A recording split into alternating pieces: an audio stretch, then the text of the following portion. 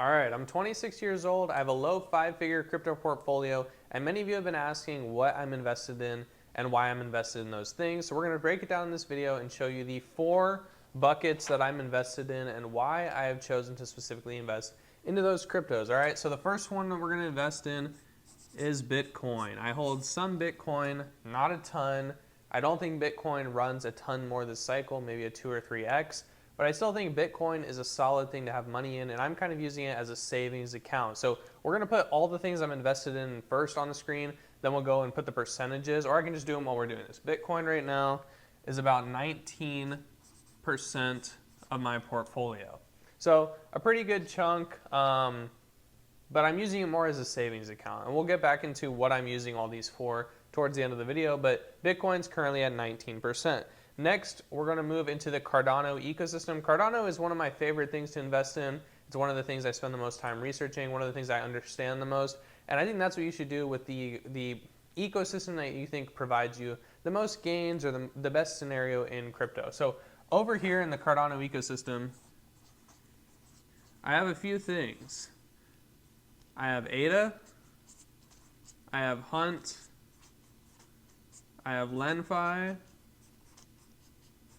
and I have IAG. My current allocations are, and this is going to be low, it's not shocking though, I'll tell you why. 4% ADA,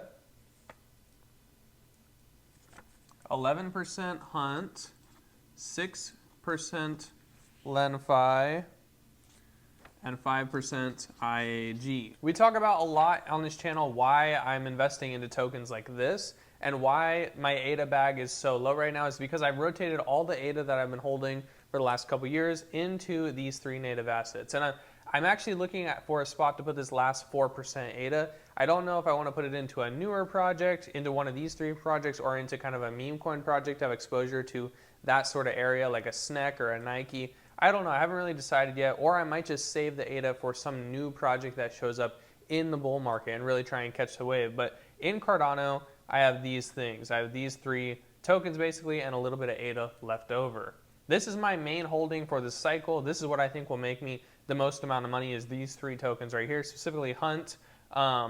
But this is my bread and butter right here. Cardano is my bread and butter. It's what I understand. It's what I start with. And then everything else here is built around it. And I'll tell you about that after we get it all on the board. Being so heavily invested in the Cardano ecosystem, the wisest thing I think I can do is diversify away from Cardano to its direct competitor, to something that has very good staying power and very good, lasting power and very good investments. A lot of people like it. A lot of people are into it. And that's Ethereum.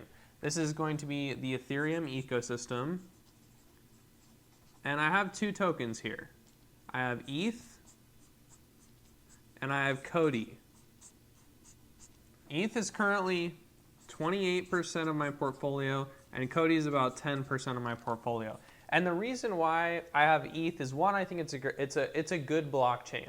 It is a blue chip. Bitcoin's the top dog. ETH is the second top dog. ETH is the largest smart contract platform in the world. So, by value locked, by users and everything, it's a good thing to hold. And I'm glad it's 28% of my portfolio. This is mostly due to my timing of buying Ethereum back at about $1,200 like last year. So that's why it's so much of my portfolio. But I bought Ethereum to counter out this Cardano golden nugget that I have. So this is a smart play by me, in my opinion. We'll talk about this in a little bit more, but I have Cardano, I have Ethereum, and I have Bitcoin because I think Bitcoin is just something that you should hold. And I'm using it just like a savings account, or like the S&P 500, just to like a passive income generator. To round out my portfolio, I also have 2 or 3 more tokens, really 2 more ecosystems. And here I have this is kind of like my UTXO lane. In my UTXO lane, I also have Ergo, and that is the ERG token.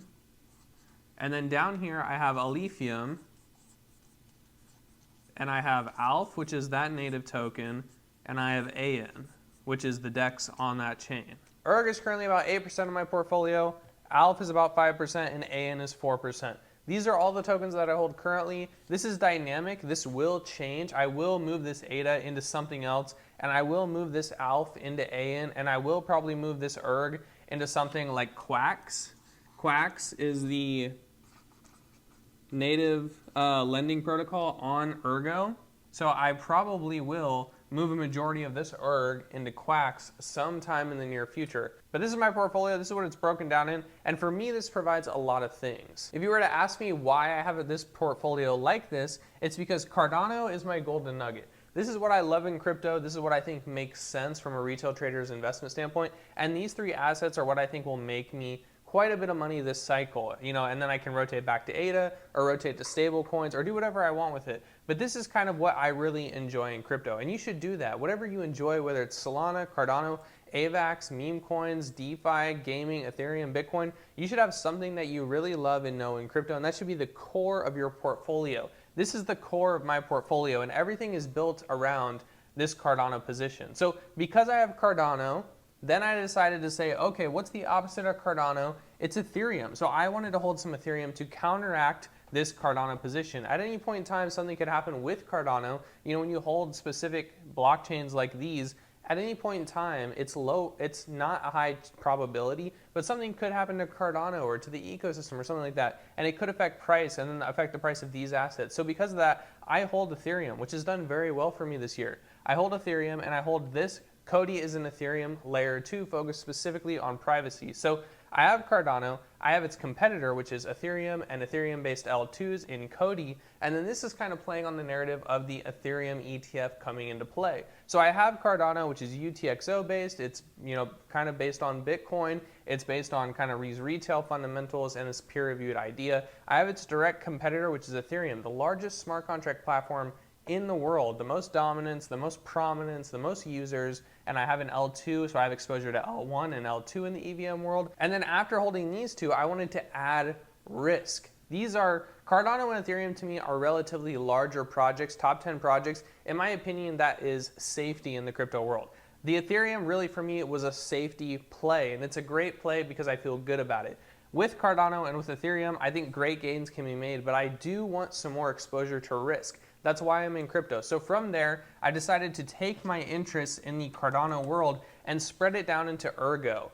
Ergo is a natural continuation of Cardano. It's really a continuation of Bitcoin, and it is UTXO based as well. It has the same principles of Cardano and Bitcoin that I really have come to enjoy. So because of that, I took some of the money, some of the cash I had, and brought it into the Ergo ecosystem, about 8%, and I've just been holding it. Price action right now is not great, but it's a principled blockchain that I really enjoy, and I'm willing to take the risk on it. And I'm actually really, when I get into these two smaller projects, these smaller layer ones, I actually want to go as far into the risk curve as I possibly can. My Bitcoin, my Ethereum, my Cardano, these are in the risk curve compared to like my S&P 500, but these are still relatively safer assets in crypto, right? So when I move Cardano, when I move my ADA into these smaller projects, I take more risk. Then when I move into smaller L1s, I take even more risk. And then in Ergo and in Alephium, my whole goal is to get out of the L1 and into the DeFi and do the same things that we've seen happen on Ethereum and Cardano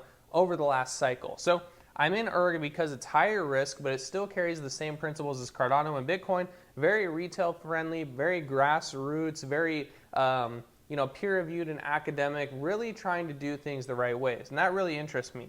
So because of that, I have 8% of my portfolio in ERG, and I will, at some point in time, probably within the next couple of months, I'm watching the Quacks token. And so at some point in time, I'm going to swap the majority of this ERG into Quacks and take even more risk. This is like investing in Ethereum and then swapping it to Aave. Quacks is the lending protocol on ERG. It's really the only lending protocol, and I like that because if people are going to invest in ERG and they want more exposure to DeFi, this is the only thing that they can invest in. So that's why I want to be in that position. My Alephium position is really similar to my ERG position, except Alephium has concepts that are in Ethereum and in Cardano, which is really, really interesting, and that's why I love this blockchain. It's a very new blockchain. It's still trying to build itself up, actually.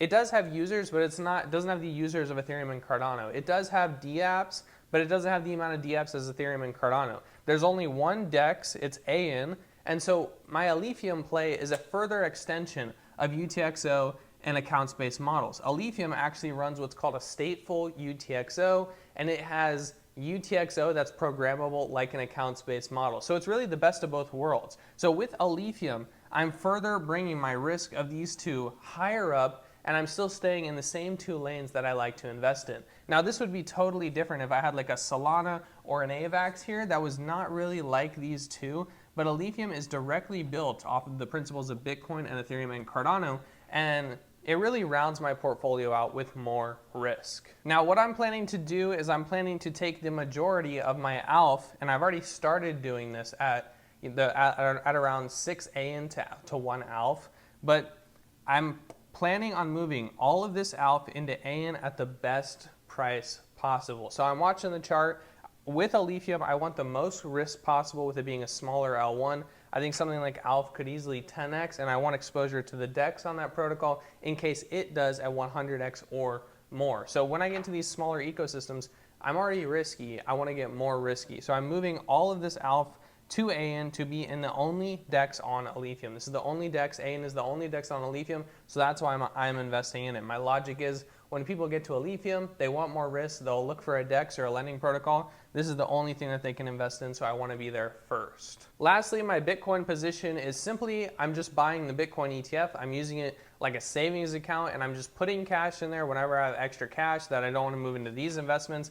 And you know, it's up about 10% right now because I've been buying up, just buying, DCAing. I've paused my buys right now, but if I wanted to start buying, I could just put extra cash in there. And I think what will happen here is my position will double or triple, and I'll just like use that money to put a down payment on a car or buy a watch or, you know, put it back into the S&P 500. I'm really not doing anything with this money except just having low risk, double or triple of my money, kind of like a really easy savings account. So it's actually better than a high yield savings account. I'm just putting money in there to then pull out in a few months or in a year or so. This is my portfolio. This is why I've invested in all these things. And take note, I don't have any random stuff on here. I don't have like a Solana meme coin, or I don't have a base chain meme coin, or I don't have Doge or Shiba Inu or, you know, anything that's random. This to me makes sense. I have Cardano, which is my nugget. I have a savings account in Bitcoin, which is the biggest thing in crypto you could possibly buy, the safest thing.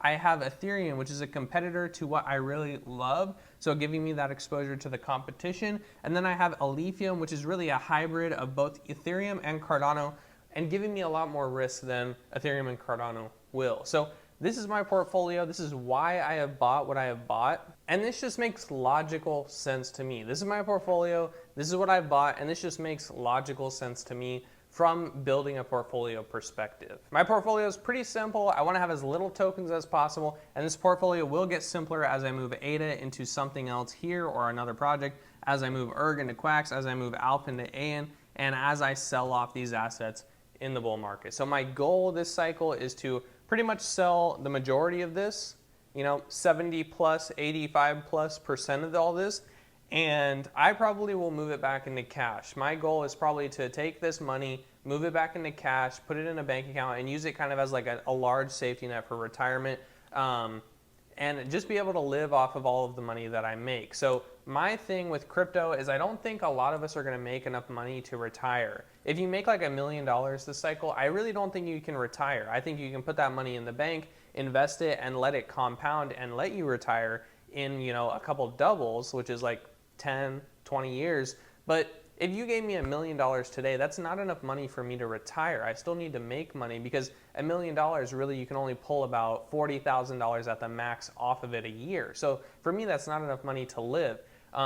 But this portfolio I think will give me enough money to put in the bank so that I can keep either living higher than I currently live as far as the percentage of money I earn every month, and then have that safety net in the background while I build my business and my YouTube channel.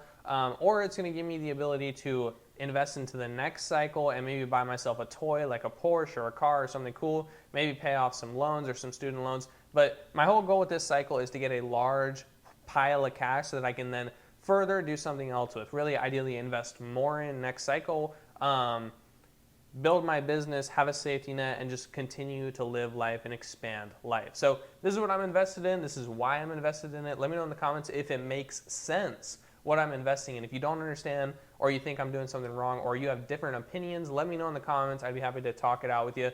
But this is what I'm invested in, and this is how I think all 4 of these subsectors go together, okay? Hopefully you enjoy. Hopefully you kind of have the same idea with your portfolio. What is your portfolio? Do you have the same kind of thinking I do? Let me know in the comments. We'd be happy to discuss about it. Other than that, see you in the next video.